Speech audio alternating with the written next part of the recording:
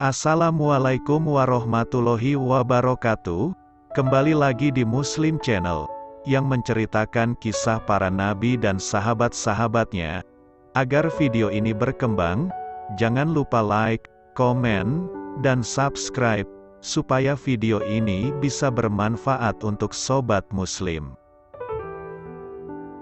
Kali ini Muslim Channel akan membahas kisah kelahiran Nabi Muhammad Shallallahu Alaihi Wasallam. Nabi Muhammad Shallallahu Alaihi Wasallam lahir pada tanggal 12 Rabiul Awal tahun Gajah, atau 570 Masehi, tepatnya pada hari Senin, di kota Mekah. Waktu kelahiran Nabi Muhammad ini diceritakan sendiri oleh Nabi Muhammad melalui Abu Qatadah. Beliau berkata, "Itu adalah hari aku dilahirkan, diangkat menjadi nabi, dan diturunkannya kepadaku Al-Quran pertama kali." HR Muslim. Beliau terlahir dari pasangan Abdullah bin Abdul Muthalib, seorang saudagar yang sering bepergian ke negeri Syam, dan Aminah bin Wahab. Abdullah, ayah dari Rasulullah SAW, merupakan anak dari pemimpin suku Quraisy dan sangat dihormati di kalangan warga. Sementara Aminah merupakan pemimpin dari Bani Zuhroh.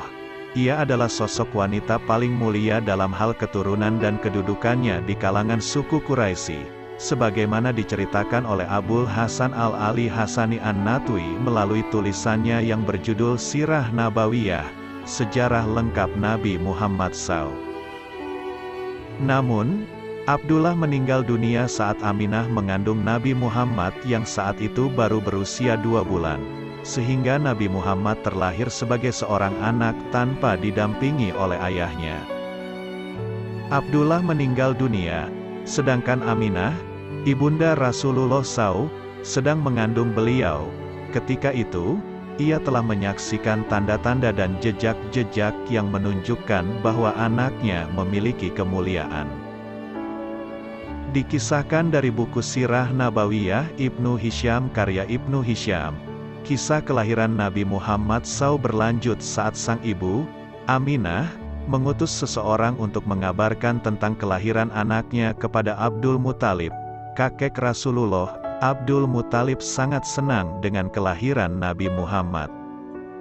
Sejarawan menyebut, Abdul Muthalib membawa bayi Nabi Muhammad SAW ke Ka'bah. Hal ini dilakukannya untuk berdoa sekaligus sebagai ungkapan rasa syukur kepada Allah atas kelahiran Nabi Muhammad. Kakek Rasulullah SAW kemudian menyerahkan bayi Muhammad kepada salah seorang ibu susuan dari Bani Sa'ad bin Bakar. Ibu susuannya bernama Halimah binti Abi Zuaid. Sebelum Halimah menjadi ibu susu yang terpilih, diceritakan bahwa saat itu Halimah dan rombongannya pergi ke Mekah. Di sana, mereka kemudian ditawari untuk menyusui bayi Muhammad. Namun, rombongan Halimah menolak tawaran tersebut. Mereka beralasan bahwa Muhammad saat itu adalah seorang anak yatim, sementara mereka membutuhkan imbalan dari ayah sang bayi. Di tengah-tengah kelompok yang menolak, hanya Halimah yang bersedia dan bersikeras untuk menyusui bayi Muhammad, hingga ia dan suaminya berhasil membawa sang bayi pulang. Nabi Muhammad pun saat itu tinggal bersama ibu susunya di dusun Bani Sa'ad selama 4 tahun. Perlu diketahui bahwa zaman dulu masyarakat Arab memiliki kebiasaan menyusukan anak-anak mereka kepada perempuan desa. Hal ini bertujuan agar anak-anaknya tumbuh di lingkungan pedesaan yang udaranya masih bersih dan berada di lingkungan dengan bahasa Arab yang fasih. Muhammad kecil saat berusia 5 tahun sudah kembali ke rumahnya. Ia mulai kembali hidup bersama ibunda dan kakeknya. Namun tak lama setelah itu, tepatnya saat Rasul berusia 6 tahun, Nabi Muhammad juga kehilangan sang ibu, Siti Aminah, yang meninggal dunia setelah mereka berdua ziarah ke makam Abdullah. Aminah dikabarkan jatuh sakit sebelumnya dan dikuburkan di sebuah desa bernama Abwa'a. Alhasil, Nabi Muhammad SAW kembali ke Mekah bersama Ummu Aiman, sosok pelayan di keluarganya yang kemudian dianggap sebagai saudara sendiri oleh orang tua Nabi Muhammad SAW.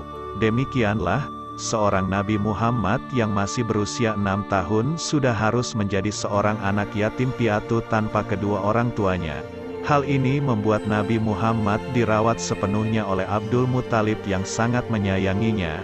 Nabi Muhammad kecil hidup bahagia dalam asuhan Abdul Muthalib dan Ummu Aiman. Namun, seakan kebahagiaan tidak berlangsung lama. 2 tahun kemudian, Muhammad kecil kembali kehilangan seseorang yang istimewa baginya, yakni sang kakek, Abdul Muthalib. Tidak dapat dibayangkan bagaimana kesedihan seorang anak usia 8 tahun tersebut. Pengasuhan Muhammad kecil kemudian diserahkan kepada pamannya yang bernama Abu Talib. Disebutkan dalam sejumlah sirah bahwa Abdul Muthalib mewasiatkan hal tersebut kepada Abu Talib, mengingat Abdullah dan Abu Talib adalah saudara seibu. Saat bersama pamannya inilah, seorang pemuka agama mengenali Muhammad sebagai utusan Allah SWT dan membawa Islam pada seluruh masyarakat dunia. Demikianlah sahabat muslim, semoga bermanfaat. Kisah singkat kelahiran Nabi Muhammad SAW yang lahir tanggal 12 Rabiul Awal pada hari Senin bernilai istimewa bagi umat Islam.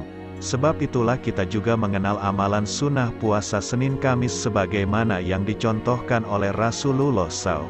Assalamualaikum warahmatullahi wabarakatuh.